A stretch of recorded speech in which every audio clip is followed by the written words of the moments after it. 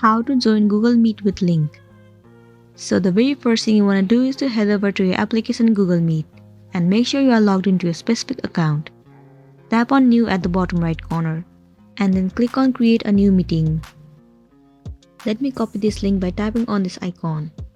Now let me send this link to one of my friends through any of the social media. Let me head over to Messenger.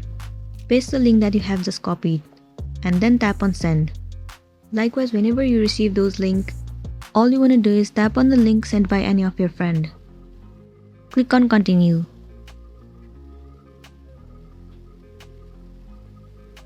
Once again tap on Continue. Select the specific Google account that you want to join the link. And there you go, you have been successfully joined on a Google Meet. So that's it, and this was a tutorial video on how to join Google Meet with link. I really hope this video is going to be helpful for you.